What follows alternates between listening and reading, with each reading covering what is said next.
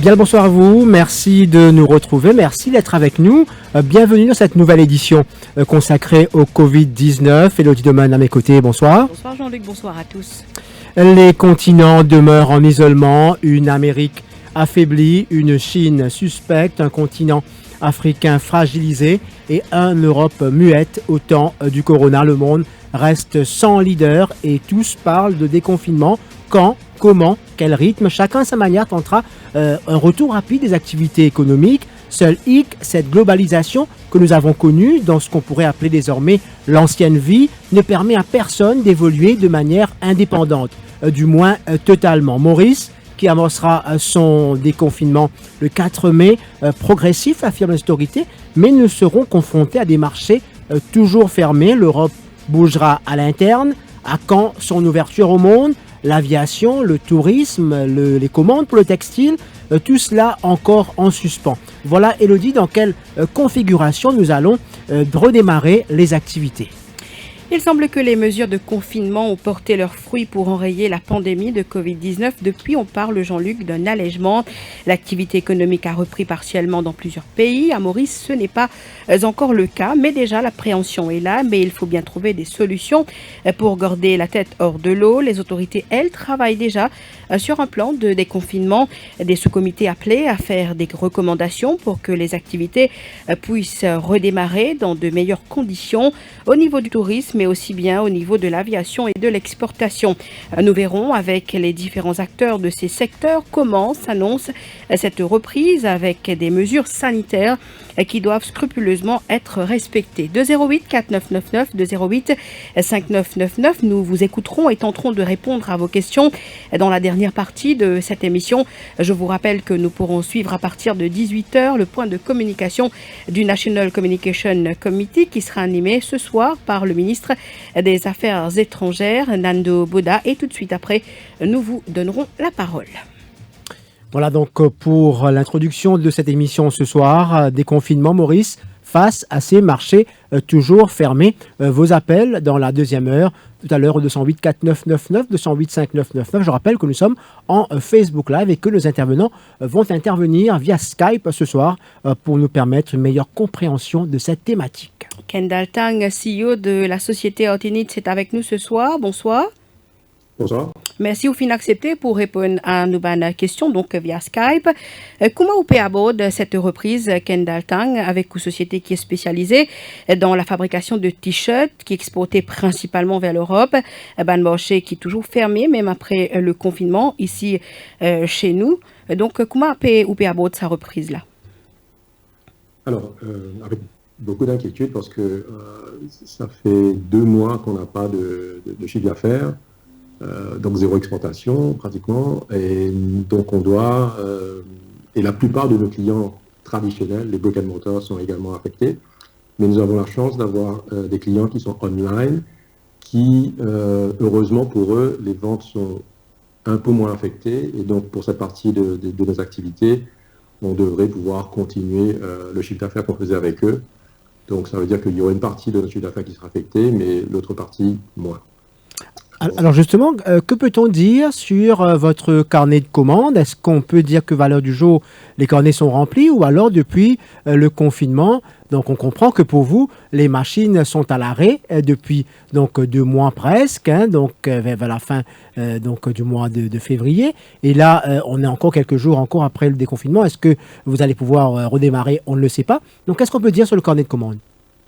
Alors c'est vrai qu'avant le confinement, notre carnet de commandes était rempli, donc on était en pleine production, et donc tout s'est arrêté subitement. Pendant cette période de confinement, certains clients nous ont signalé, nous ont informé qu'ils voulaient annuler certaines commandes, d'autres retarder les paiements qui étaient déjà dus. Donc on doit à la rentrée faire le tri de tout ça, mais je pense qu'on ne sera pas à l'arrêt total à la rentrée, mais on aura des commandes qu'on devra compléter urgemment. Mais pour les mois à venir, c'est vrai que c'est assez inquiétant parce que on n'aura probablement pas de quoi remplir 100% de la capacité. Est-ce qu'on pourrait chiffrer le manque à gagner? Je pense que c'est assez tôt pour le dire, mais ça peut être déjà c'est 2 mois de perdu, quoi, là, ça c'est sûr. Et qui représente quoi comme revenu? On n'aura pas le 100%, donc ça peut varier entre 3 à 6 mois, 7 mois de perte de chiffre d'affaires. Ouais. Donc qui pourrait tourner autour de combien, si on a besoin de mettre un chiffre ce soir? C'est donc notre chiffre d'affaires est de 2 milliards, donc vous imaginez le montant que ça fait. Ouais. Donc ça ferait presque 12 milliards, quoi. Non, 2 milliards, donc la moitié, 1 milliard. 2 milliards par an, ok, d'accord. Ouais. Donc, on parle beaucoup de la diversification des marchés, mais la marge de manœuvre est limitée avec tous les pays affectés. Donc, quelle stratégie, Kendalton? Alors, nous, on va se concentrer sur... je pense qu'on est conscient qu'avec cet épisode de confinement, les consommateurs ont changé d'habitude. Ils vont s'approvisionner autrement. Ils vont peut-être changer de priorité par rapport à leurs habitudes de consommation. Donc, on a commencé à réfléchir un petit peu. En fait, c'était une démarche qu'on avait déjà commencé à entreprendre. C'est de partir sur des produits qui sont beaucoup plus essentiels. Donc, par essentiel, on sort un petit peu de la mode pour aller dans des produits plus essentiels, en tout cas pour nous. Des produits de première nécessité où les gens ont besoin d'habiller, pas forcément parce qu'on a besoin d'être beau ou belle, mais plus parce qu'on a besoin de se protéger contre le froid, on a besoin de faire une activité sportive, on a besoin de remplir une fonction spéciale, voilà, des vêtements plus fonctionnels et essentiels. Mais en même temps, le marché est fermé, le marché européen. Donc on comprend que, par exemple, l'espace Schengen, probablement pas avant septembre, donc les vols n'atterrissent plus. Comment faire de cette conjoncture? Est-ce que vous allez continuer à produire, vous? Est-ce que vous pouvez produire et envoyer? Comment? Est-ce que ces modalités ont été jusqu'ici discutées?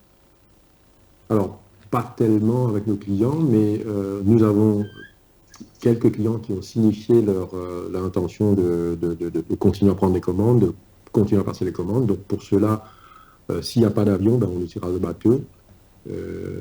À ma connaissance, les bateaux, il y a moins la fréquence est moins élevée, mais il y a toujours des bateaux qui circulent entre Maurice et l'Europe. Est-ce que écouler vos produits sur le marché mauricien est une option? Alors, juste un jour après le confinement, on a eu la chance, il y a Dilauti qui était en réunion au bureau du ministère des Finances, et les supermarchés devaient continuer à opérer et avaient un manque cruel de masques sur le marché. Et donc, Dilauti nous a demandé si on pouvait fournir les supermarchés. Donc, on a commencé par fournir les supermarchés, à savoir préciser que on a commencé le développement des masques dans l'intention de protéger nos propres employés avant le confinement. Parce qu'on voyait que le confinement allait arriver et que tout le monde devait porter des masques. Donc on avait commencé à faire le développement. Et puis, par la force des choses, on a dû fournir tous les services essentiels, les supermarchés, les policiers, beaucoup de compagnies de logistique, différents ministères, etc. Le port, l'aéroport, etc.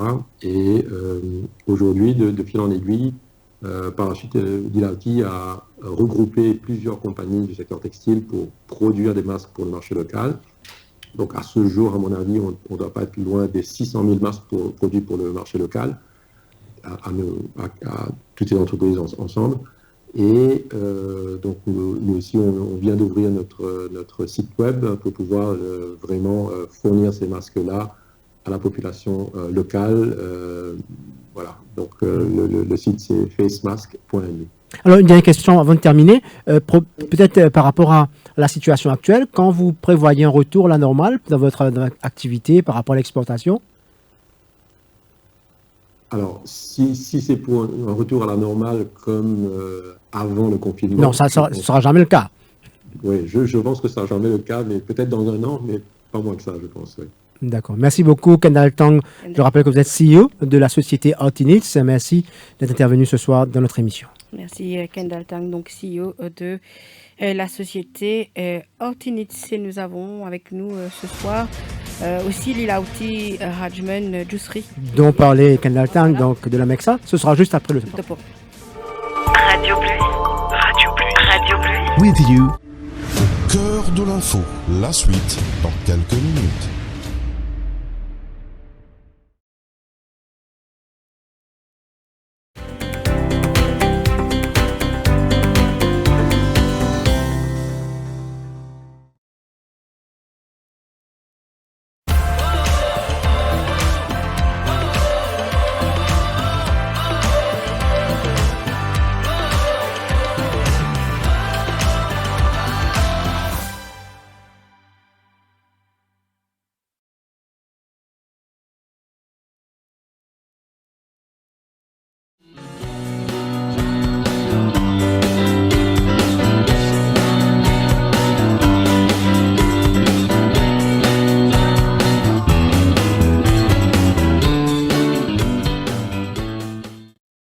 bien-être et pour prothèse ou famille, c'est nous recommandons reste la case. Respectez l'hygiène avant tout. À nous combattre Covid-19. C'est nous et que ce savoir-faire local depuis 50 ans pour continuer le travail, pour l'hygiène et pour bien-être nous pays. Ensemble, à nous prothèse nous l'île Maurice. Reste la case. L'équipe d'Eli Hansen se dévoue jour et nuit pendant le confinement pour rassurer, accompagner et soutenir les familles endeuillées. Rendre un dernier hommage à l'être cher est très important. Les précautions sont prises pour la sécurité des employés et des Mauriciens. Les décès du Covid-19 sont gérés par le gouvernement pour éviter toute contamination. Pride Group of Companies, spécialiste en construction, rénovation et fabrication de l'acier hydroponique. Pride Group of Companies offre un service de plomberie, faux plafond, carrelage, électrique et tous travaux en métal. Elle est aussi importateur et distributeur de tuyaux et tubes galvanisés. Pour tout renseignement, contactez Pride Group of Companies.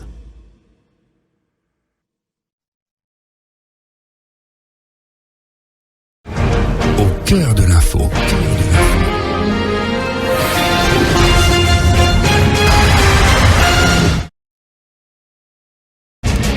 Retour sur le plateau de 7h passé de 4 minutes. Nous parlons cet après-midi du confinement. Maurice face à ces marchés toujours fermés. La Maurice a adopté une approche quasi similaire à l'Europe. Le confinement pour enrayer la propagation du virus. Il y a eu l'urgence sanitaire. Aujourd'hui, les impératifs économiques semblent prendre le dessus. Les gouvernements du monde s'attellent à gérer l'impact économique et social de cette pandémie et de prévoir surtout l'avenir avec le déconfinement annoncé par phase. Certes, Maurice est coupé du reste du monde depuis un mois, coupé de ses principaux marchés, surtout l'Europe. Vincent Desgers est avec nous. Vous êtes ambassadeur de l'Union européenne à Maurice, auprès de la République de Maurice, bien sûr. Merci de nous accorder cet entretien. Bonsoir. Bonsoir. Vous êtes ambassadeur de l'UE auprès de la République de Maurice. Merci de nous accorder cet entretien. L'Europe a enclenché un déconfinement, l'Allemagne, l'Autriche, l'Espagne. Bon pour les affaires, mais pas forcément bon pour la question sanitaire. Est-ce que ce déconfinement progressif est la meilleure chose à faire ? Oui, tout à fait. Je crois que nous devons apprendre à vivre avec ce virus. Le virus est toujours là, il est toujours parmi nous. Donc, il faut effectivement que si l'impératif économique est présent, il faut d'abord régler le problème sanitaire, en tout cas le contrôler, le mettre sous contrôle et faire en sorte que on évite une éventuelle deuxième vague, ce qui serait évidemment tout à fait catastrophique pour la partie économique. Donc, on doit bien d'abord maîtriser la question sanitaire. Je crois qu'aujourd'hui, à l'image de ce qui se passe à Maurice d'ailleurs, je crois qu'il y a des très beaux résultats qu'on a pu observer au cours des 5 derniers jours avec le croisement des courbes des cas et des récupérations, si je puis dire, par les malades, donc ce qui est un signal positif. On a aussi des développements positifs au niveau de l'Europe aujourd'hui, mais on a quand même eu énormément de morts sur le territoire européen, plus de 20 000 en France, encore plus en Italie et en Espagne. Donc voilà, on a quand même eu des difficultés extrêmement importantes. Donc la Commission, la semaine dernière, a donné aux États membres une orientation sur comment procéder pour ce déconfinement qui, vous l'avez dit, doit être forcément par phase et forcément graduel. Ensuite, il faut dans le même temps, en parallèle, regarder toute l'activité économique et voir comment relancer. Est-ce qu'on doit faire la même chose qu'avant ou pas ? Dans quelles conditions le faire, etc. Tout ça, ça fait partie effectivement des impératifs que l'on doit prendre en considération. Et je crois que l'échange d'expériences entre l'Union européenne et ses principaux partenaires, a fortiori Maurice, est dans ce domaine extrêmement essentiel.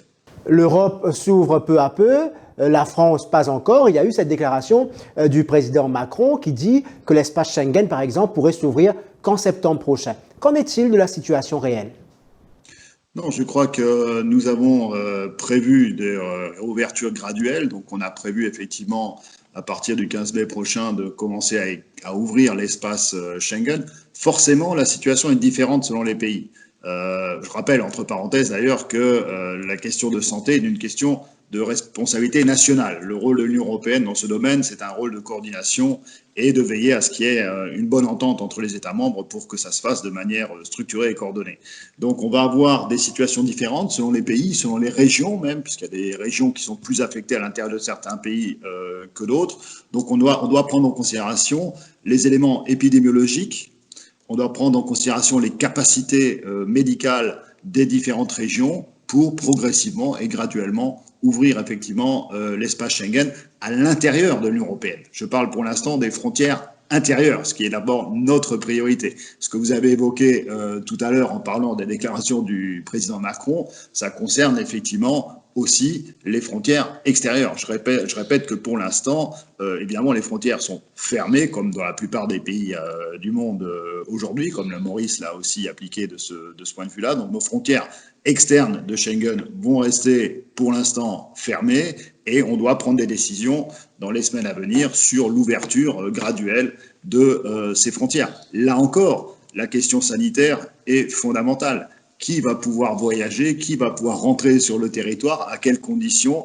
On n'a pas de vaccin pour l'instant, malheureusement, donc tout le monde est susceptible d'être porteur de ce fameux virus Covid-19. Donc il va falloir travailler de concert et en échange avec l'ensemble de nos partenaires pour que ça se fasse de manière graduelle et progressive. J'insiste sur la question, est-ce que la période de septembre est décidée, discutée en ce moment ?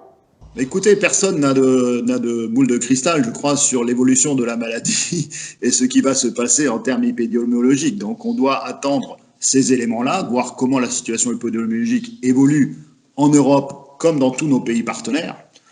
Est-ce que ça va être plus grave aux États-Unis? Est-ce que ça va être plus grave en Chine? Est-ce que ça va être plus grave à Maurice ou en Afrique? Je ne sais pas. Pour l'instant, on n'a pas d'indication très claire sur la manière dont la maladie va évoluer sur ces différents territoires. Et donc, on va devoir observer ce qui se passe. Il va falloir aussi regarder comment nos partenaires eux-mêmes sont capables de gérer cette épidémie.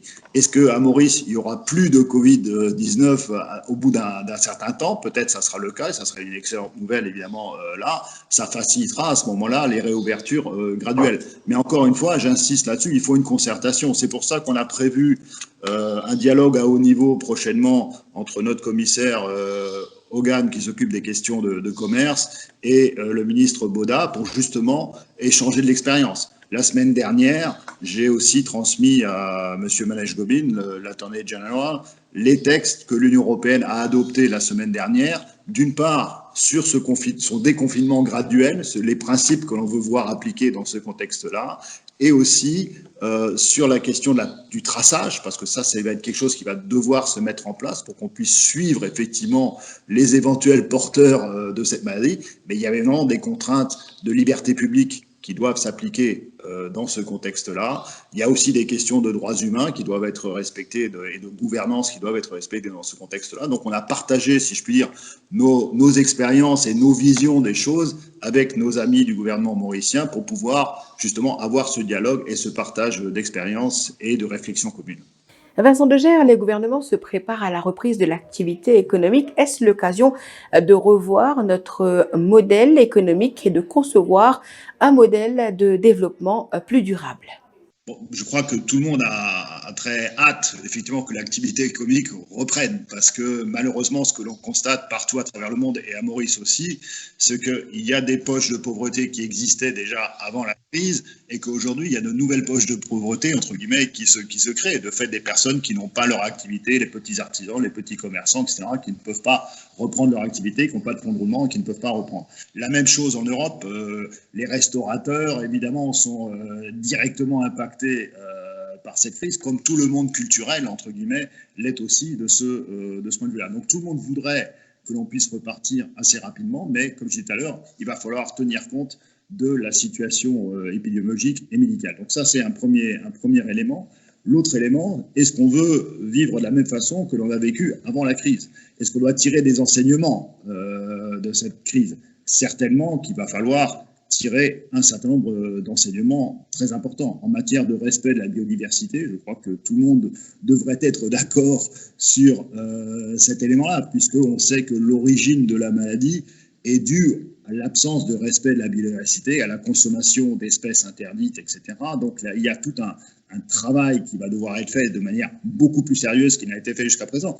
Parce que cette crise que l'on vit aujourd'hui, c'est pas la première épidémiologique qu'on a eue. Il y a H5N1, H1N1, il y a eu différentes épidémies qui ont frappé l'Europe et l'Asie en particulier, parce que souvent l'origine, on l'a constaté, venait effectivement d'un certain nombre de pays d'Asie. Pas seulement, il y a eu d'autres crises aux États-Unis, au Chili aussi, en termes épidémiologiques. Donc il faut qu'on apprenne de ces crises et qu'on essaye de mieux les maîtriser, de mieux les anticiper et de respecter la biodiversité. Et c'est pour ça que votre question est tout à fait pertinente. Est-ce qu'on doit reproduire la même chose que ce qu'on a connu avant, ou est-ce qu'on doit changer un petit peu notre modèle économique? C'est une question essentielle. L'Union européenne est très claire là-dessus. Nous avons mis sur la table un Green Deal, donc un pacte vert, entre guillemets, ce qui veut dire que l'autre grande catastrophe potentielle, qui est le changement climatique, c'est une donnée fondamentale. Mais pour ça, on doit travailler de concert avec nos amis chinois, avec nos amis américains, avec nos amis africains et mauriciens en particulier, parce que Maurice sera aussi très certainement très fortement impacté par ce changement climatique si l'on ne fait rien pour le contrôler et le maîtriser. Vous avez parlé justement des 3 pôles du monde, l'Asie, l'Afrique et l'Europe. Alors l'exemple des États-Unis, où la crise du coronavirus est apparue un peu plus tard, donc le déconfinement, le pic même arrivera bien après. La question de l'Afrique, où la situation évolue différemment. Également l'Asie, où un deuxième pic pourrait surgir. Alors Maurice, qui amorce son déconfinement le 4 mai, il y a toute cette période donc progressive qui va s'en suivre, mais toute cette situation ne va pas aider dans cette reprise des activités économiques. Je crois que la reprise va forcément être graduelle et progressive. On ne va pas pouvoir faire autrement. D'un autre côté, elle est impérative pour Maurice. On peut parler sucre, on peut parler textile, on peut parler tourisme. Voilà, je veux dire, en citant déjà ces 3 mots, on a bien compris que pour Maurice, la reprise d'activité est fondamentale et essentielle si on veut effectivement que l'investissement reprenne, que les flux commerciaux reprennent. D'un autre côté, il faut qu'au niveau des pays récepteurs, je pense notamment à l'Union européenne, il faut que nos marchés de consommation reprennent également. Pour l'instant, les magasins sont fermés, tout est fermé, donc il n'y a pas de consommation, donc il n'y a pas d'achat, entre guillemets. Donc il faut qu'il y ait justement cette concertation entre la réouverture des marchés au niveau des consommateurs européens et la production de ce qui existe ici, par exemple, à Maurice en la matière. La même chose d'ailleurs pour des produits agroalimentaires comme le thon ou les boîtes de thon, ce genre de choses qui doivent effectivement retrouver leur marché et permettre la réexportation très bientôt. Les entreprises mauriciennes envisagent un retour rapide des exportations vers l'Europe. Est-ce que les produits pourront rentrer et quand ? Je crois que les produits continuent d'entrer. On a nous, essayé très clairement de garder les axes de commerce ouverts, à la fois à l'intérieur du marché européen, parce qu'on a mis des corridors verts en place. Vous savez que les frontières ont été fermées pour un certain nombre de pays, mais on a essayé de maintenir des corridors verts pour le passage des camions, pour le trafic dans les ports, pour le trafic cargo dans les aéroports. Donc de ce point de vue-là, on a voulu préserver ces flux commerciaux, également avec nos pays partenaires. Du fait de la baisse de la consommation, forcément, il y a eu un ralentissement qui s'est mis en place un peu partout à travers le monde. Il va falloir voir comment est-ce qu'on arrive à relancer cette machine économique progressivement de ce point de vue-là. Vous imaginez que l'Europe, c'est le continent le plus affecté avec la France, l'Italie et les exportations mauriciennes du textile, par exemple. Les entreprises, les machines ne tournent plus, les commandes ont été annulées. Donc une reprise à la normale, un retour même de ce partenariat Maurice-Europe risque de prendre longtemps donc à se remettre en place. Non, je crois qu'il faut s'y préparer maintenant. Il ne faut pas attendre effectivement trop longtemps. C'est pour ça que je parlais de cet entretien téléphonique qu'on a prévu entre notre commissaire et le ministre. Donc on se concerte déjà maintenant sur voir comment reprendre ce flux économique dans ce contexte-là. Ensuite, il y a la question, qu'est-ce qu'on va consommer? Est-ce qu'on va consommer la même chose que ce qu'on consommait avant la crise ou est-ce qu'on va consommer différemment? Il y a tout cet aspect des circuits courts, des consommations de produits bio, etc. etc. Donc, il y a toute une diversité, si je puis dire, de consommation qui va se mettre en place et qui sera, je l'espère, plus respectueuse de l'environnement et de la nature. Vincent Degert, quelle politique européenne par rapport aux voyageurs venant des pays touchés par le Covid-19? Ça, je crois que c'est encore trop tôt pour en parler. C'est trop tôt parce que il y a beaucoup d'incertitudes encore sur le traitement sanitaire aujourd'hui. C'est évident que, je disais, le virus est toujours là, il est toujours avec nous. On n'a pas de vaccin pour le combattre aujourd'hui, et je crois que les perspectives de vaccin, c'est pas avant 6 mois, 1 an qu'on aura effectivement des résultats de ce point de vue-là. Donc là, je crois qu'il y a une vraie difficulté. Il y a les tests sérologiques ou les tests qui existent par ailleurs, virologiques, qui eux ont leur faiblesse aussi, parce qu'on doit tester parfois plusieurs fois la même personne pour vérifier si effectivement elle est ou elle n'est pas porteuse du virus. Donc il y a tout ça qui est en place. Est-ce qu'on peut mettre ce genre de test à l'arrivée à l'aéroport ou pas? Dans quelles conditions est-ce que les gens vont pouvoir voyager? Est-ce qu'ils auront un espèce de passeport avec non seulement leur passeport de leur pays, mais aussi leur passeport épidémiologique, si je puis dire, avec eux pour prouver qu'ils ne sont pas porteurs du virus. Voilà, il y a tout un ensemble de choses qui doivent être pensées, réfléchies. Est-ce que dans les avions, on va voyager en laissant une distanciation physique entre les passagers? Est-ce que les passagers seront masqués? Voilà, il y a tout un ensemble de questions fondamentales qu'il va falloir se poser et qui vont dépendre aussi des progrès de la science, d'un certain point de vue, et de l'épidémiologie en la matière. Donc il y a encore, pour l'instant, je crois, beaucoup d'incertitudes. On doit essayer d'avancer le mieux qu'on peut, de partager les expériences pour justement trouver un modèle. Et ce qui est clair, c'est que la reprise devra être une reprise coordonnée. Donc il faut se préparer, effectivement, par le dialogue, par l'échange d'expériences, à trouver les bons moyens et les harmoniser au maximum entre nous, avec nos principaux partenaires, pour qu'il y ait une fluidité, si je puis dire, à la fois des flux commerciaux, mais aussi des flux de personnes dans ce contexte-là. Et quelle aide l'Union européenne apportera aux pays affectés?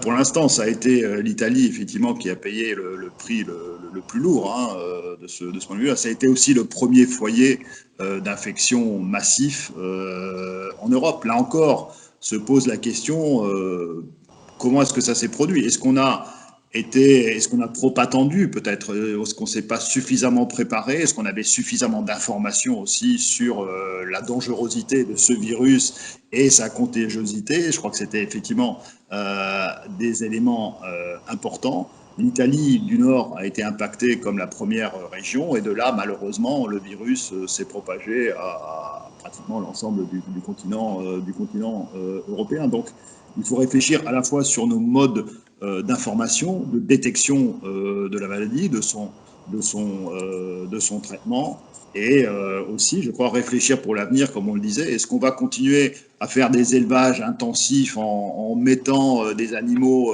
tous ensemble dans un lieu très très confiné où la propension à développer des épidémies sera plus forte, ou est-ce qu'il faut changer ou adapter ce modèle aussi de production agricole et de consommation aussi comme je disais tout à l'heure, de produits agricoles ou de produits sauvages dans certains contextes? La dernière question, vous êtes l'ambassadeur de l'Union européenne à Maurice. Donc l'Europe représente le plus gros marché pour Maurice en termes d'exportation du textile, mais également en termes de pourvoyeurs, de voyageurs qui arrivent chez nous. Quel serait peut-être le message de l'Europe par rapport à ces voyageurs après le déconfinement, après que le virus aurait peut-être disparu? Donc, pour demander aux gens de continuer à voyager, parce qu'il y aura bien besoin d'une grosse campagne de communication autour. Et donc, Maurice attend justement que les voyageurs continuent à arriver. Les hôtels sont vides en ce moment. Donc, comment pourrait s'organiser justement cette campagne pour aider les hôtels mauriciens, par exemple, à se remplir? Écoutez, je crois que d'abord, tout le monde sera très content de se détendre une fois qu'on aura maîtrisé effectivement cette pandémie. Mais on n'y est pas encore à l'heure actuelle. Donc certainement, notre message, ça sera de vouloir reprendre, entre guillemets, les flux touristiques pour pouvoir effectivement profiter des moments de détente qu'on peut avoir ici à Maurice, qui sont absolument reconnus mondialement et très appréciés par les touristes européens qui viennent ici et qui, je l'espère, vont revenir rapidement aussi ici à Maurice. Mais pour ça, il faut, comme j'ai dit tout à l'heure, qu'on ait des mécanismes en place qui permettent que ces flux de touristes puissent reprendre avec toutes les mesures de sécurité sanitaire qui doivent l'accompagner de ce point de vue-là. Ce que je voulais dire aussi sur le plan plus directement du partenariat que vous évoquez entre l'Union européenne et Maurice, c'est que d'abord, nous voulons régler le problème de l'urgence médicale. Donc, on a fait une contribution au Fonds de solidarité qui a été mis en place ici à Maurice. Nous sommes en train de réfléchir également avec le ministère des Finances et le ministère de la Santé sur la stratégie globale dans le secteur de la santé de Maurice pour voir si nous pouvons éventuellement apporter un soutien également dans ce contexte-là. Donc j'espère m'entretenir prochainement avec le ministre de la Santé de cet aspect-là, parce que si le système de santé ici à Maurice est performant et capable de faire face à ces différents défis, ça facilitera certainement aussi, comme vous le disiez tout à l'heure, l'afflux, le retour de touristes qui viendront ici dans le pays. Et je pense que Maurice a certainement une carte à jouer dans ce domaine médical avec des bons résultats, il faut le dire aujourd'hui, en termes de maîtrise de cette pandémie de coronavirus. Monsieur Léger, merci beaucoup. Merci pour toutes ces questions. Il y a une autre question qui est sous-jacente aussi, mais là qui concerne plus le continent africain, c'est évidemment la question globale de la dette et du moratoire de la dette, voire de l'annulation de la dette. Là aussi, l'Union européenne, comme vous le savez, est très engagée. C'est pour ça que nous avons besoin de ce dialogue constant avec les autorités de Maurice pour voir un peu comment est-ce que sur ces grandes questions du monde, on partage, on travaille ensemble, on se concerte. Et puis ensuite, il y aura la grande question du changement climatique et plus globalement sur lequel aussi on compte sur le partenariat avec Maurice comme avec le reste de l'Afrique pour apporter des changements structurels profonds sur le développement tel qu'il a été conçu jusqu'à aujourd'hui. Monsieur Léger, merci beaucoup. Merci beaucoup. Merci à vous. Vincent Léger, l'ambassadeur de l'Union européenne à Maurice, donc qui peut dire Elodie, qui a un travail en collaboration qui peut faire avec les autorités mauriciennes, surtout une discussion qui peut être avec le commissaire européen, et il peut dire qu'il déjà là, prépare cette reprise pour qui après les choses facilitées par la suite. Alors, il dit également que la reprise sera lente, mais il est pour venir, mais petit à petit, et ça se prépare maintenant, il y a un échange qui peut faire, mais surtout sur la question du voyage, il y a aussi les pensées qui, dans l'immédiat, là, pas pour justement, ça flux de passagers qui pourraient aller, probablement, nous ne pouvons pas faire le point avec notre intervenant tout à l'heure, mais la question de l'ouverture de bonnes frontières, il n'est pas pour de sitôt, parce qu'il peut trouver que la France et l'Union européenne déjà, donc je commence à se concentrer d'abord sur ce qui se passe à l'intérieur donc, du pays, les vols domestiques probablement, et les vols internationaux, les bouvines dans un deuxième temps. Donc, il y a une discussion qui peut en cours, vous pouvez mettre peut-être un produit sorti de Maurice arrive jusqu'en Europe, et donc c'est le fruit de une discussion qui peut être dans les prochains jours qui peuvent amener justement une facilite en tout cas le trade, comment le dire, entre Maurice et les pays de l'Union européenne.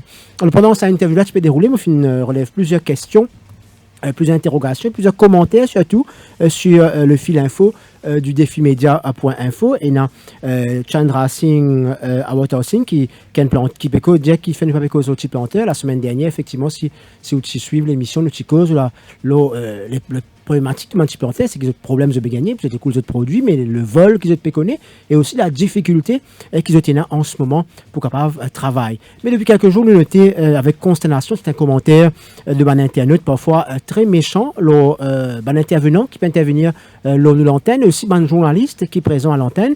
Si vous pouvez attaquer le contenu de l'interview qu'il nous peut faire, vous pouvez d'accord, mais si vous pouvez attaquer la personne, le physique, les cheveux, le physique, donc, nous finissons trois intervenants qui interviennent, nous des journalistes au plateau, pas trouver que c'est la baleine dans ce monde du monde qui peut intervenir. Donc, un commentaire bien désobligeant, on peut dire, à ce monde du monde là, donc pour ne pas citer de nom. Donc, vous pensez qu'il est très, très méchant de votre part, donc de critiquer les gens de cette manière-là. Et d'ailleurs, il y a beaucoup d'internautes qui peuvent réagir là. Donc, si vous n'êtes pas intéressé, donc, vous pouvez amener un commentaire constructif qui participe au débat.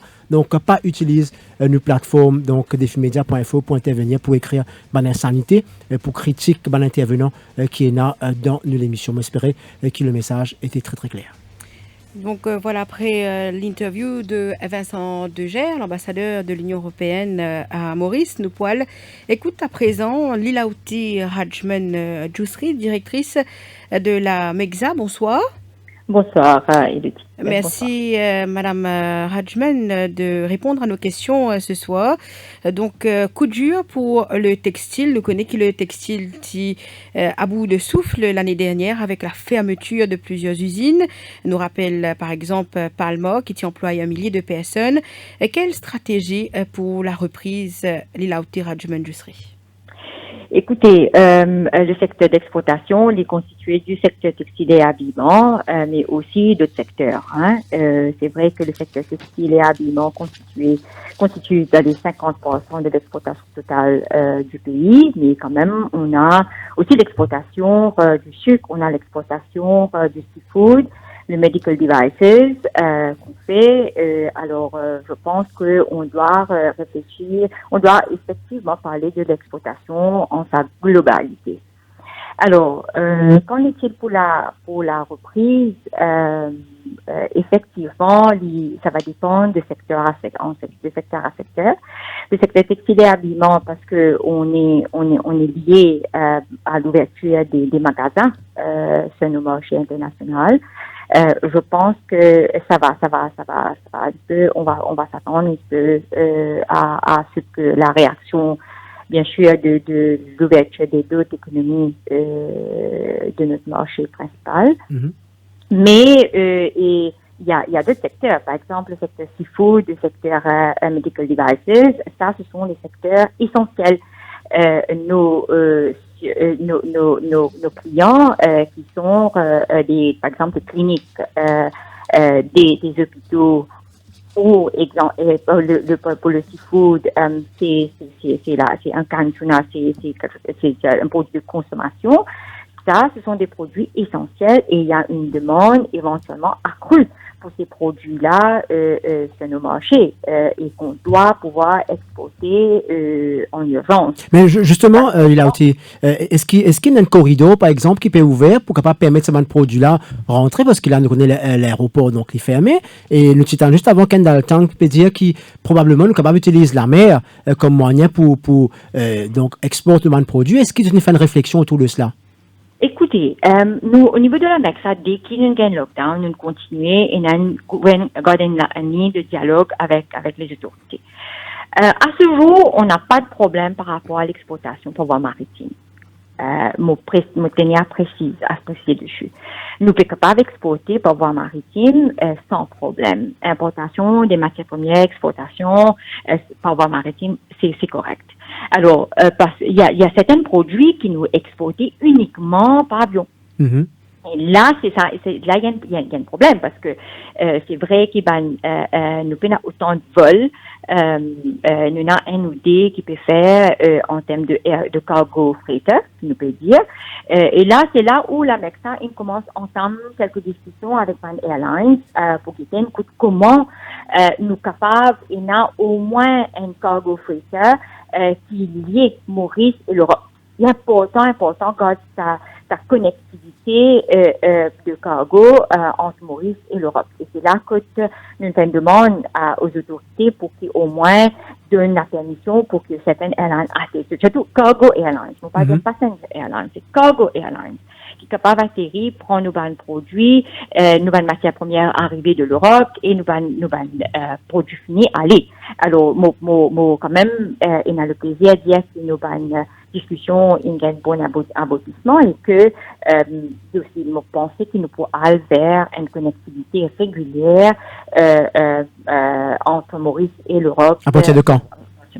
Je pense qu'à partir de cette semaine-ci même. Cette semaine-ci même, qui nous peut capable commencer au moins un cargo freighter qui pour quitter Maurice et pour aller vers l'Europe. Et chaque semaine, nous peut assurer, nous peut envie, nous peut assurer nous qu'au moins nous avons sa cargo freighter là régulièrement par chaque semaine. Voilà. Nous comprenons que MEXA peut faire un survey actuellement auprès de ban exportateurs qui s'affinent donner. Et est-ce qu'à l'heure actuelle, nous sommes capables de chiffrer ban perte? Et est-ce qu'il y a même ban compagnie, Lilauti Rajman, qui peut peut-être pense pour mettre la clé sur le paillasson? Écoutez, nous pas encore arriver à sa conclusion là. On pense pas. C'est là le besoin de faire un survey, parce que nous fait ça d'une façon très scientifique, pour de compagnie à compagnie, et me remercie à tous les membres de la MEXA qui nous répondent très positivement, qui peut de nous une perspective globale et je dirais bien précis de la situation actuelle qui va nous faire face. Alors là, nous pouvons compiler tout réponse de toutes les compagnies. Nous faisons ça de secteur en secteur, nous faisons ça uniquement pour la globalité, mais nous faisons pour subsecteurs as well, c'est-à-dire que nous faisons pour le secteur textile, nous faisons pour le seafood, nous faisons pour medical devices, nous pouvons continuer encore, mais je me pensais dans cette semaine-ci, nous pouvons conclure tous nos compilations des données. Après ça, nous pouvons commencer à analyser tout de suite pour capable éventuellement, qui nous permettent nous, éventuellement, arriver avec une proposition qui nous capable vers l'autorité pour commencer en termes de discussion pour justement aider le secteur rebondir. Voilà. Alors tout à l'heure, Canal Tank, tu peux causer au cornet de commande, donc peut-être où on a une vision plus globale sur le secteur pour l'exportation. Par exemple, si nous prenons textile, l'exportation des produits, est-ce que le cornet de commande nous est capable de dire qu'il finit subir vraiment un électrochoc, nous tout ce qui finit décommandé, les grandes enseignes, donc en Europe, nous connaissons les vacances peuvent venir, est-ce que le magasin en demande de ban produits qui sont sortis depuis Maurice, est-ce qu'il pour capable là, dans sa cour là, rendre l'appel par rapport à ban produits? Écoutez, la situation est catastrophique. Il n'y a pas eu de précédence dessus, hein. Ça va de soi, parce que la situation même est exceptionnelle. C'est vrai que pour le secteur textile et habillement, comment M. Tang vient de dire, quand les commandes prend un grand coup, même les commandes qui étaient en production inarrêtées, ou certains clients, ils disent comme ça que besoin un délai, étendre mon délai de paiement ou même de revoir toutes les conditions de paiement. Tout y est, hein, c'est un mélange de tout. Mais c'est pas uniquement humoriste qui peut faire face à ça, c'est aussi, si vous voulez bien, tout un producteur de textiles et habillements dans le monde, que ce soit Bangladesh, que ce soit Sri Lanka, que ce soit le Vietnam, n'importe qui pays peut faire même problème, parce que c'est la même réaction des clients pour tous ces banques suppliers et pareil. Ça applique pour Maurice aussi bien que Bangladesh, aussi bien que Sri Lanka, mais qui nous besoin maintenant tenir en compte quelle est l'importance, quelle est la contribution de ce secteur-là en termes emploi et l'exportation de Maurice. À combien il peut contribuer pour amener la devise étrangère de Maurice. Et nous connaissons qu'il y a un secteur qui est assez important dans tous ces trois secteurs. Très important même. Alors, éventuellement, nous pouvons peut-être prendre en considération tous ces facteurs-là et c'est ça que nous pouvons entamer une discussion. Mais me tenir à dire aussi, c'est pas, par exemple, le secteur textile et habillement, ça c'est mais le côté seafood, nous bordons de commandes. nous pouvons faire depuis quelques semaines déjà, nous pouvons demander au gouvernement, laisse-nous produire, parce que c'est bien sûr avec toutes les mesures sanitaires strictes, parce que nos compétiteurs peuvent produire. Et là, c'est au moins un secteur qui est en difficulté, un secteur en difficulté, mais le secteur est là. Nous sommes capables de permettre à ce secteur-là qu'on continue opérer, bien sûr avec toutes ces bonnes conditions sanitaires présentes. Pour qui nous capables au moins et un secteur qui est capable de continuer à amener devise dans le pays. Laissez opérer pour être capable de continuer à fournir la devise étrangère dans le système économique de Maurice. Alors, avec la situation des ventes, dernière question, nous connaissons la récession qui est annoncée par FMI, la situation mondiale, nous connaissons le marché pour opérer pareil, comment tu peux opérer donc avant la crise qui nous peut connaître. Donc, est-ce que le poids, le licenciement, c'est casse-tête de tout le gouvernement aujourd'hui, sauvegarde l'emploi, est-ce que dans le secteur textile habillement, est-ce qu'il ou perd donc par rapport à l'emploi? Écoutez, nous ne pouvons pas arriver à sa conclusion-là encore une fois. Mais le risque est arrivé parce que si une commande pas venir, si consommation pas relancée, quand il y avait cause récession donc dans un pays européen principalement et dans le monde entier. Donc est-ce que ça pas risqué d'impacter donc très rapidement l'ONU? Et ça, nous comment dire, nous préfère pas prononcement d'une façon prématurée. Nous vous besoin analyser tous les facteurs et aussi voir comment nous entreprendre la reprise. Et bien sûr, nous en discussion, nous membres, c'est-à-dire les compagnies, peut toujours constamment une discussion avec notre client. Alors tout ça nous peut permettre nous dans les jours à venir déterminer nos actions futures, dans le short terme qu'il faut bien prendre. Voilà, merci beaucoup, Lilauti Rajman-Justri. Plaisir, merci. Bon courage à vous. Merci. Alors, c'est la directrice de la MEXA, Elodie, donc il peut dire que la situation, c'est vrai, comment elle est là, notre intervenant, il peut dire que les commandes fin connaissent un véritable choc, demande commande qui est en production, qui finit annulée. Alors que l'Europe pourra dans les vacances, en juillet-août, nous connaissons la consommation, comme a été malheureusement avec ce qui peut passer, la consommation pas pour relancer. Il a aussi Rajman parlé avant style la question de l'emploi. Et nous connaissons très bien si une entreprise de commande peut cancel, ils ne sont pas capables de produire autant, ils ne sont pas capables de continuer à suivre un salaire. Et ça, il y a un risque qui va arriver dans une semaine qui peut venir. Et déjà, c'est une entreprise qui peut dire qu'ils sont en difficulté, ils sont capables d'assurer. Heureusement, l'État finit pour le mois de mars et pour le mois d'avril, finalement le plan d'aide. Mais qu'en est-il pour l'après si commande pas continuer à venir? Et il a aussi Pédianou qui, pour lui, la situation énormément de marché. L'exportation, par exemple, de fruits de mer. Fruits de mer, donc les commandes sont là. Sont là, donc BP est capable de gagner l'occasion. Et là, c'est pourquoi pour le textile, il annonce nous qu'il peut-être déjà un premier vol cargo capable d'aller cette semaine-là. Donc voilà, peut-être une reprise au niveau de vol cargo pour capable exporter donc certains produits. Au final, Jean-Luc, donc seafood bondé de commandes, mais la situation donc pas pareil pour le secteur du textile et de l'habillement. Donc, il y a une ligne de dialogue qui vient ouverte avec les autorités pour capable exportation par voie maritime. Donc, l'idée continue. Par voie maritime, l'idéal, c'est plus facile. C'est beaucoup plus facile. Mais par voie aérienne, c'est sujet à l'acceptation de marché européen. Voilà. Est-ce que la France, l'Allemagne, pour accepter où un avion vient poser, même ses cargos? Donc, tout cela reste à déterminer parce qu'il n'y a pas encore valeur du jour, pas encore il n'y a aucune, allons dire, décision générale par rapport à ça. Il peut faire pays par pays.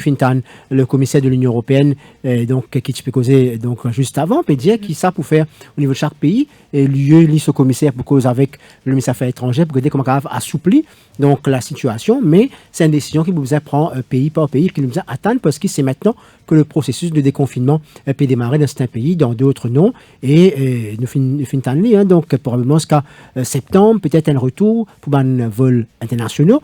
Donc ça fait long parce qu'il a nous encore dans le mois d'avril, nous pouvons attendre encore. Peut-être tout à l'heure, nous avons l'occasion avec l'autre intervenant cause sur le monde du voyage, justement, comment il peut impacter. Nous le retrouve justement tout de suite, Jean-Luc Sen Ramsamy, spécialiste du monde du voyage, donc CEO de Tourism Business Intelligence. Sen Ramsamy, bonsoir. Bonsoir, madame. Merci au fin d'accepter pour répondre à nos questions. Donc, Air Mauritius, de cause de l'aviation, déjà pour commencer, Air Mauritius, dit donc qu'ils ont besoin d'un plan de survie. Quelle serait la formule à adopter, Sen Ramsamy, avec cette conjoncture? Écoutez, mon papa représente normalement le secteur de l'aviation. On a souhaité quelqu'un d'Air Mauritius qui se fait pendant le dernier moment, fin de nous, on ne va pas intervenir parce qu'il y a une urgence. Nous prenons la personne pour répondre là. Peut-être me comprendre donc aux positions, mais peut-être en tant que consultant dans le monde du voyage et de l'aviation, comment on est capable d'expliquer quel type de plan nous besoin en cette période-là? Écoutez, pour commencer, toutes les compagnies aériennes du monde, pour faire face à une situation extrêmement difficile dans les mois à venir. Ceci dit, pour les grands pays, surtout, et les continents, prenons un certain lieu d'espoir parce que le niveau du trafic aérien domestique pour capable il a une chance qui pour évoluer positivement après le confinement. D'ailleurs, moi fini à l'occasion, je participe dans une vidéoconférence avec l'Organisation mondiale du tourisme la semaine dernière, et tout nous arrive à la conclusion que domestic tourism, travel donc, pour capable gagner un certain lieu d'espoir au fur et à mesure que le confinement pour enlever. Alors là, la perspective... Mais, international travel, oui, là, il est plus difficile. Donc, Air Mauritius, nous étant une île dans cette partie du monde, nous dépendons entièrement de nos marchés en Europe et ailleurs. Donc, les vols internationaux pour effectivement très affectés. Mais il y a des autres possibilités qui nous poussent capables d'évaluer. Dans le sens que, bien entendu, comme tous les autres compagnies aériennes, tous les autres opérateurs du tourisme, nous ne sommes pas capables de rester les bras croisés, nous lamentons nous-mêmes sur le sort qui nous peut. Non, moi pensée, il y a une opportunité qui nous est capable de dégager si nous avons une certaine stratégie intelligente par rapport à la nouvelle donne. Alors justement, la perspective d'un redémarrage total, allons dire, les activités du transport aérien, il n'est pas pour demain. Au fin de donc, il y a tape et dire qui peut-être les marchés domestiques d'abord, ensuite les vols régionaux et puis internationaux. Alors, ce qui concerne nous, peut-être plus par rapport à Air Mauritius, Fintan, juste avant, il a aussi Rajman qui veut dire qui bizarre capable d'un vol cargo capable aller. Le tourisme local peut attendre les touristes venus. Donc, nous dans une situation quand même assez exceptionnelle. Donc, si nous pouvons fier, si Air Mauritius fier le vol domestique, Zislo Rodrigue, il parmi nous, déjà, c'est un vol qui roule à perte. Donc, la compagnie déjà en situation financière difficile. Donc, il peut attendre les vols long courriers pour capable sortir la tête de l'eau. Donc, qui bizarre fait dans ce moment-là? Parce que nous risquons d'attendre jusqu'à septembre pour le trouver touristes venus de Maurice. Oui, de toute façon, moi, pas trop prenant beaucoup de touristes. Après le confinement qui peut venir vers Maurice, vous connaissez, surtout qui pour l'île en général, pas seulement pour Maurice, mais pour l'île, que ce soit les îles de l'océan Indien, les îles des Caraïbes et Pacifique et autres, pour un grand problème dans le sens que ce serait pas le moment pour un voyageur faire un grand voyage d'agrément, de loisirs, de vacances, etc. après le confinement. Non, ce sera pas le temps pour tout ça. Mais pour un voyage en interne, par exemple en Europe, pour un voyage, un vol domestique au niveau de l'Europe en général et l'Asie, etc. Mais pour une île, nous pouvons souffrir. Mais en même temps, moi pensais, si nous venons avec une stratégie commerciale intéressante, pas avec le même type de tourisme qui nous vient développer depuis tant d'années, pas du tout. Pas le tourisme de luxe, Non. Même pas le tourisme normal qu'ils ont habitué faire, il n'est pas pour Marseille, en attendant que les frontières s'ouvrent, surtout dans le marché émetteur. Et qui a une proposition au niveau régional, il y a une opportunité, pas pour attirer un touriste dans la région pour venir faire un voyage d'agrément non plus, mais nous avons des autres offres qui nous sont capables de faire, et vous pensez, Maurice a les moyens pour faire ça, et nous sommes capables d'attirer on va pas besoin d'un touriste, à nous dire un visiteur qui pour autre chose que les vacances et les voyages d'agrément. Et nous avons les autres possibilités dans la région qui nous sont capables de développer. C'est une question de bonne stratégie, et moi pensais, il y a une possibilité là-dessus. Quelles sont justement... travaille là-dessus, là. Moi, fini à l'occasion de travailler là depuis deux dernières semaines, et moi, fin partage ça l'idée là avec pas mal de du monde qui est expert aussi dans le domaine. Ils ont trouvé, oui, effectivement, il y a une opportunité qu'il faut besoin de travailler. Vous connaissez le coronavirus. Il apporte aussi une certaine opportunité pour ceux qui capables d'anticiper l'avenir. Moi, pensais à une zero-based strategy par rapport au tourisme, capable de servir nous à bon escient. Mais il faudrait que le gouvernement, le secteur privé, nous tous nous mettre la tête ensemble, nous travaillons d'arrache-pied et nous venons avec une stratégie de relance. Moi, assez confiant que nous sommes capables de trouver la lumière au bout du tunnel. Justement, donc, pour le budget qui vous fait dans une conjoncture assez exceptionnelle et assez difficile, quelles sont vos propositions justement pour qu'ils nous capables de garder la tête haute de l'eau, fin cause plusieurs aspects? Qui bonne proposition vous fait, c'est notre famille? Si nous nous guette bien ça qui fait arriver. Premièrement, ça qui l'humain peut faire, le petit virus d'une réciférie, il fait faire de l'or, vient au le prix le plus bas qu'il est capable. Ce petit virus-là, il fait une réciférie, la pollution baisser dans le monde. Donc, il y a beaucoup de choses qui peuvent passer avec ce virus-là. Bien sûr, c'est un drame pour l'humanité en entier. Mais, au niveau économique, moi, pensez, si nous servions une zero-based stratégie, à nous dire, par exemple, que nous avons une destination, compte tenu des conditions actuelles sur les marchés, partout, qui nous peut faire pour nous capables de relancer le tourisme? Zéro base. Nous commençons à zéro. Qui nous sommes pour faire avec une destination qui nous en a déjà, qui nous capables de faire pour ramener un touriste pour venir vers nos destinations. Pas pour, encore une fois, moi, bien précise ça. C'est pas pour le tourisme d'agrément comme l'habitude de faire venir la place. Non, ça vous oublié là. On a un bon bout de temps, nous vous oubliez le côté balnéaire du tourisme. Mais le côté affaires, le côté shopping en grande quantité, on connaît l'Afrique. À nous dire, Touchwood, que l'Afrique n'est pas contaminée davantage que ce qui était aujourd'hui. Mais c'est une opportunité là, une grande opportunité qui nous faisait capable de taper, sachant que après le confinement, qui peut arriver, Jean-Luc, après le confinement, on a un engouement vers le shopping. Comment on peut aller, par exemple, en Europe, en Amérique, en Asie, partout. Tout le monde pourrait faire ce qu'on appelle sourcing. Moi, peut-être shopping, même si shopping, ça plastique, là. Moi, parce containers, là. Dans une situation de crise internationale, dans une situation que du monde pas pour la casse, donc il paraît qu'il la récession, donc il est déjà là, c'est ce qui FMI peut préconiser. Du monde pour bien acheter. Du monde pour bien consommer. Il y a beaucoup de choses qui pour bien consommer quand même, de manière. Vous connaissez, moi, je pensais l'économie, comme si nous finissons peser un bouton qui appelle pause.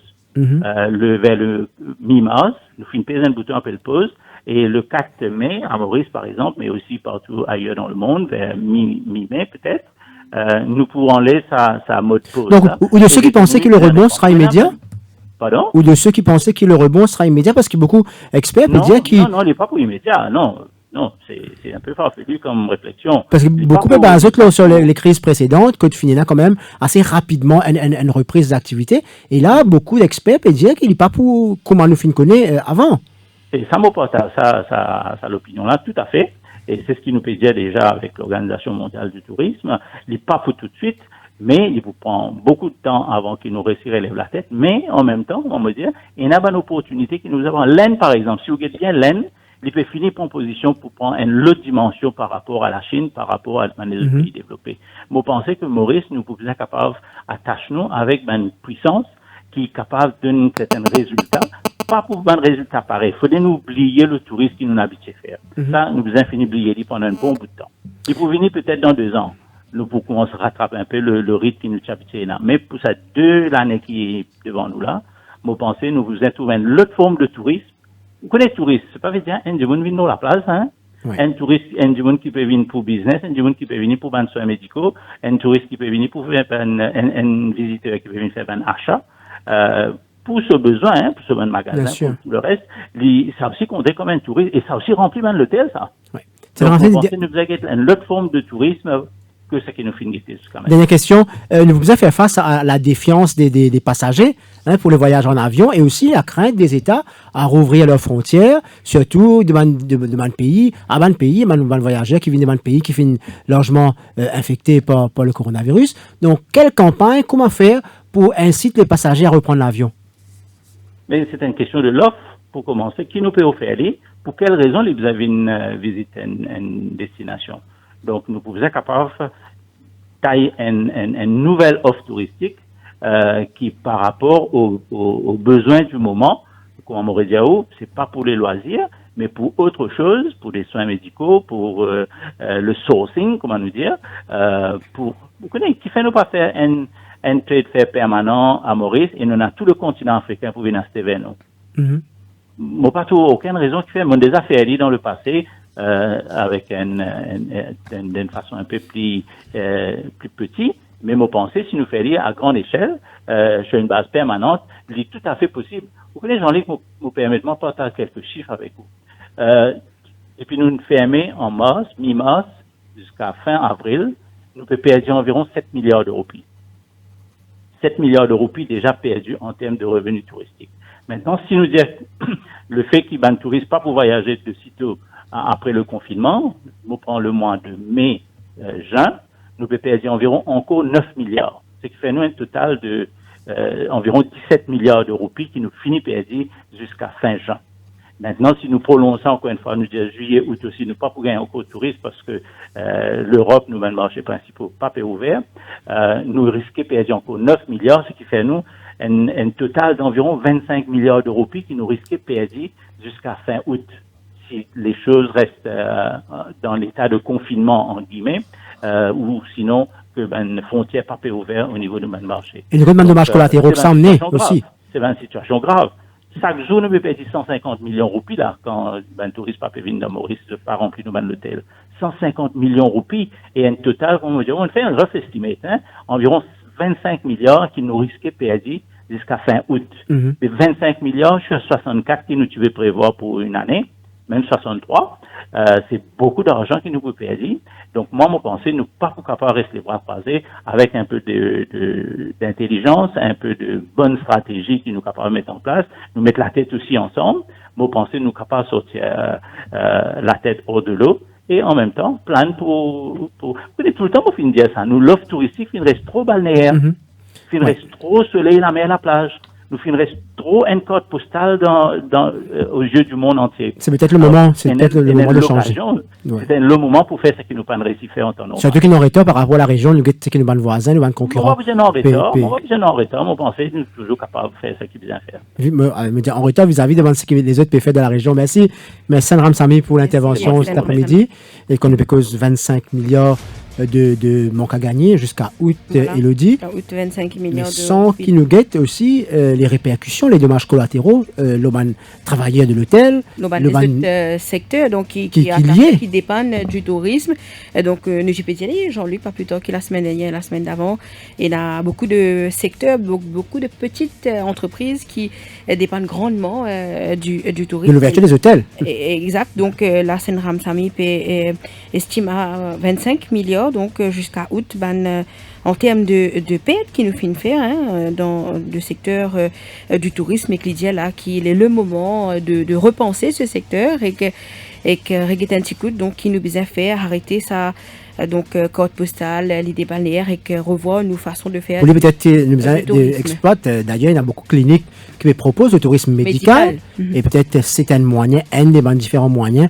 Donc là, une réflexion en profondeur pour vous amener, pour vous être capable de justement dans quelle manière, quelle est l'offre qui nous est capable de proposer désormais par rapport à Maurice. Et quand on dit pour cause Maurice, c'est un pays donc de l'océan Indien, à côté des autres îles qui proposent autre chose aussi. Nous fait une cause pendant longtemps le tourisme vert. Est-ce qu'il nous est capable de développer donc des choses par rapport à ça? Est-ce que finalement nous fait une cause déjà dans le passé, il est aux taxes? Est-ce qu'il nous est capable de proposer aussi de produits comme ça pour intéresser du monde vini? Donc ce sera une réflexion emmenée sur le secteur touristique qui n'est plus pareil quand la crise sera passée. 17h55 bientôt. Nous pourrons dans quelques minutes mettre le cap sur le bâtiment du Trésor. Elodie, pour suivre la conférence de presse, le point de communication plutôt. Du National Communication Committee qui pour animer ce soir par le ministre des Affaires étrangères, donc Nando Boda. Et peut-être Jean-Luc, avant, nous capables prend un premier appel des auditeurs. La régie fait moi signe qu'il nous a Gérard avec nous. On va y aller. Gérard de Cuapip, bonsoir. Bonsoir Elodie, bonsoir Jean-Luc. Bonsoir. Et justement, j'ai envie que le déconfinement. Hier, nous avons le patron de Madagascar et le président de Madagascar qui a annoncé qu'il y a un médicament. Effectivement. Moi, pas dire qu'il vient introduire, mais peut-être tu es capable d'avoir un gouvernement qui est capable d'avoir un des médecins qui travaillent justement le Covid-19 Maurice, avoir les autres là-bas et get un coup de quelle façon je peux traiter du monde avec ça. Et là, je prends 1 kilo ça l'artisanat, je t'amène Maurice, analysé par nous dans le laboratoire, et get nous ban expert Maurice qui je pense l'osa produit qui peut dire un produit et miracle qui peut sauver du monde de Covid-19. Alors il faut faire peut-être me interrompre hein, pour du monde qui pas nous suivre. Il faut bien comprendre donc c'est un breuvage qui Madagascar fin développé et qui se peut essayer de étudiant qui peut rentrer l'école donc là c'est un breuvage qui de la prévention. C'est pas un jeu qui vient soigner, hein, donc il faut faire attention par rapport à ça. Oui, c'est une prévention. C'est une prévention. Donc, c'est pas par rapport à un monde qui est déjà malade et qui peut soigner par rapport à cela. Alors, l'OMS fin prononce là, il peut dire qu'il toujours peut étudier et donc l'OMS pas fin prend aucune position pour dire oui, il est bon, non, il est pas bon. Pareil comme avec le chloroquine, il y a quand même beaucoup de tergiversations, beaucoup de discussions autour. Donc, moi, pensais que les autorités mauriciennes, il y a un pays à côté, et s'ils savaient qu'il demain, ça produit là, effectivement, il est capable d'empêcher un coronavirus, on va croire qu'il ne pourrait prendre lui. Donc, il faut pas se précipiter.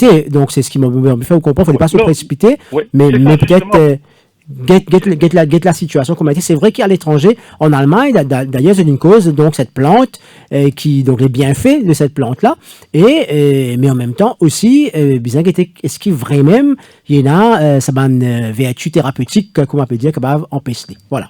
Oui, moi, je connais l'île Maurice, base plutôt, international. Il peut travailler, choses internationales.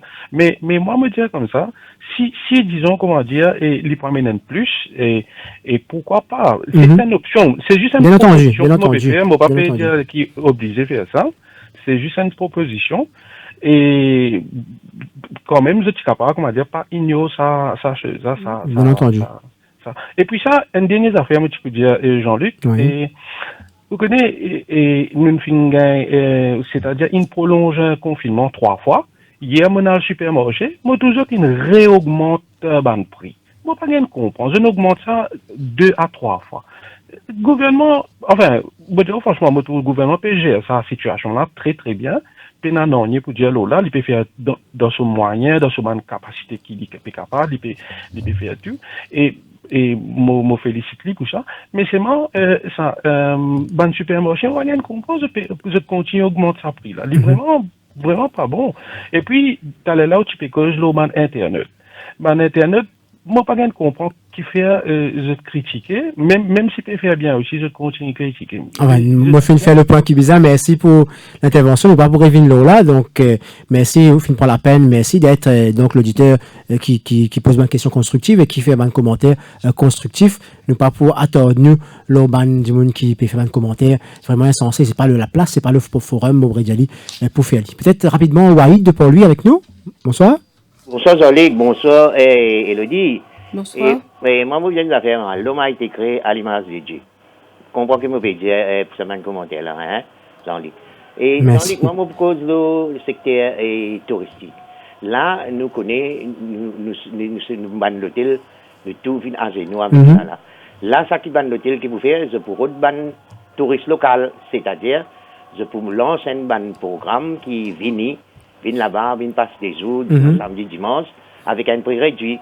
Oui. Mais là, ça qui est arrivé avec ce coronavirus là, est-ce qu'il te pensait, et Jean-Luc, du monde prenant les moyens pour faire ça, même quand il tam-tam là? Oui, c'est vrai qu'il y a du monde pour. Mais en relax, un petit. Oui. C'est ça, mais pas pour là, ça c'est là, pas pour soi, Jean-Luc, qui vous l'a dit, pour faire un dégrissage, pour un licenciement massif. C'est ce que tu peux dire, donc c'est un dommages collatéraux qui est arrivé. Collatéraux, c'est ça, c'est bien dire. Mais le problème aussi, nous avons une affaire dans l'habillement. Nous prenons tout un magasin là pour ouvrir. Mais je vous batte la mouque comme tu causais. Parce que, nous, nous connaissons manière de vivre, nous. C'est tout le monde, moi, knowledge, me connaît. Étape par étape, comment du monde la vivre. Donc, voilà. Depuis là, nous prenons une fête pour venir. Est-ce que ça m'a dit, pour garder, pour une robe 3 000 euros, puis vous mettez là? Qu'est-ce que vous gagnez, c'est pas l'essentiel, c'est pour consommer. Tout pas le manger. Bien sûr. Voilà. Oui, malheureusement, on vous interrompt parce qu'il nous pouvons en direct pour la conférence, le point de communication. Mais si vous faites pour la peine, téléphone nous espérons retrouver bientôt l'antenne. Merci Waïd. Donc nous pouvons basculer du côté du bâtiment du Trésor dans quelques instants que nous pourrons retrouver Nan de Boda pour le point de communication du National Communication Committee. Radio. Au cœur de l'info.